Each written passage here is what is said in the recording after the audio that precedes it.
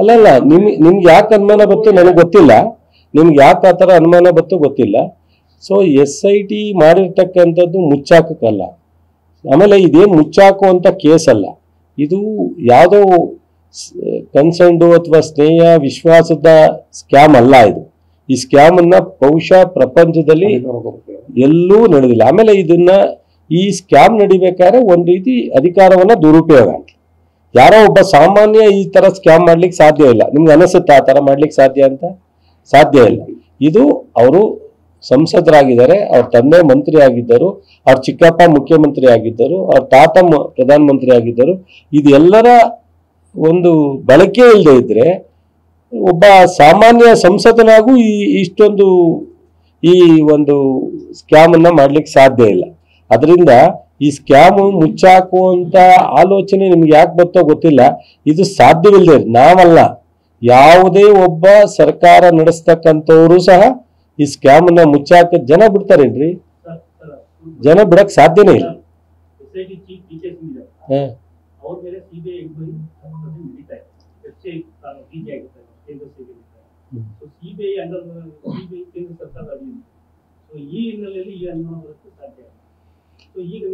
ನೋಡಿ,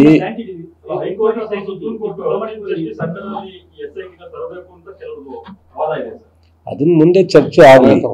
ಅಲ್ಲ, ಈಗ ಒಬ್ಬೊಬ್ರು ಒಂದೊಂದು ಸರ್ಕಾರ ಮಾಡ್ತಿದ್ದಾಗ ಒಂದೊಂದು ನಾವು ತರುವಂತ ಯೋಜನೆಯನ್ನ ಒಪ್ಪಲ್ಲ. ಏನಾಗುತ್ತೆ ಕರ್ನಾಟಕದಲ್ಲಿ, ಈ ನಮ್ಮ ಭಾರತ ದೇಶದಲ್ಲಿ ಇದೊಂದು ದುರಂತ. ಈಗ ನಾನು ಮಾಡಿದ್ನ ಅವ್ರು ಒಪ್ಪಲ್ಲ, ಅವ್ರು ಮಾಡಿದ್ ನಾನು ಒಪ್ಪಲ್ಲ. ಈ ಥರದ್ದು ಪ್ರಜಾಪ್ರಭುತ್ವ ವ್ಯವಸ್ಥೆನಲ್ಲಿ ಬರುತ್ತೆ. ಸೊ ಯಾರೋ BK ಸಿಂಗ್ ಅವರು ಏನು ಅವ್ರದ್ದು ಹಿನ್ನೆಲೆ ಇದೆ ಅದು ಒಂದು ಕಡೆ ಇರಲಿ. ಸೊ ಸುಪ್ರೀಂ ಕೋರ್ಟು ಮತ್ತು ಹೈಕೋರ್ಟ್ನ ಅಡಿನಲ್ಲಿ ನಾವು ತರಬೇಕು ಅನ್ನೋದು ಚರ್ಚೆ ಆಗಲಿ. ಅದು ಕಾನ್ಸ್ಟಿಟ್ಯೂಷನಲ್ಲಿ ನಾವು ಅದನ್ನು ಅಮೆಂಡ್ಮೆಂಟ್ ಮಾಡಬೇಕಾಗುತ್ತೆ, ಅದನ್ನು ಮಾಡ್ತಕ್ಕಂಥದ್ದು. ಈಗ SITನಲ್ಲಿ ಅವ್ರ ತಂಡ ಮಾಡಿದ್ವಿ. ಅದರಲ್ಲಿ ಏನಾದ್ರು ಲೋಪ ಕಂಡ್ರೆ ಸರ್ಕಾರ ಅದನ್ನ ಮುಖ್ಯಮಂತ್ರಿಗಳು ತೀರ್ಮಾನ ತಗೋತಾರೆ. ಗೃಹ ಸಚಿವರಿದ್ದಾರೆ, ಅವರಿದ್ದಾರೆ, ಅದನ್ನ ತೀರ್ಮಾನ ತಗೋತಾರೆ. ಇದರಲ್ಲಿ ಮುಚ್ಚೋ ಪ್ರಶ್ನೆ ಇಲ್ಲ.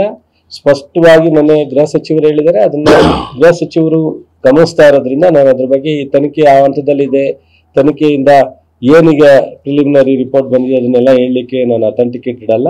ಮೊನ್ನೆ ಮುಖ್ಯಮಂತ್ರಿಗಳು ಅಲ್ಟಿಮೇಟ್ ಅದನ್ನ ಸೂಪರ್ವಿಷನ್ ಮಾಡ್ತಾರೆ, ಗೃಹ ಸಚಿವರು ಅದನ್ನ ಎವ್ರಿ ಡೇ ಬೈ ಡೇ ಅದನ್ನ ನೋಡ್ತಾರೆ.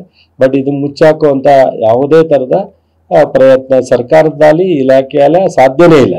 ಇದೊಂದು ದೊಡ್ಡ ಸ್ಕ್ಯಾಮ್ ಮಾಡ್ತಾರೆ. ಬಟ್ ಕುಮಾರಸ್ವಾಮಿ ಅವರಿಗೆ ಸ್ವಲ್ಪ ಮಟ್ಟಿಗಾದ್ರೂ ಸೊ ಈ ತನಿಖೆ ಬಗ್ಗೆ ವಿಶ್ವಾಸ ಇಟ್ಟು ಪ್ರಾಮಾಣಿಕವಾಗಿ ಈ ತನಿಖೆ ಆಗಬೇಕು ಅಂತ ಪ್ರಾರಂಭದಲ್ಲಿ ಏನು ಹೇಳಿದ್ರು ಅದಕ್ಕೆ ಸ್ಟಿಕಾನ್ ಆಗ್ಬೇಕು. ತನಿಖೆ ಆಗಲಿ, ಹೊರಗಡೆ ಬರಲಿ, ಏನು ಅಂತ ಸತ್ಯಾಂಶ ಬಂದ ಮೇಲೆ ನಾನು ಮಾತಾಡ್ತೀನಿ ಅಂತ ಹೇಳಿದ್ರಲ್ಲ, ಫಸ್ಟ್ ಅದಕ್ಕೆ ಸ್ಟಿಕಾನ್ ಆಗ್ಬೇಕಾಯ್ತು.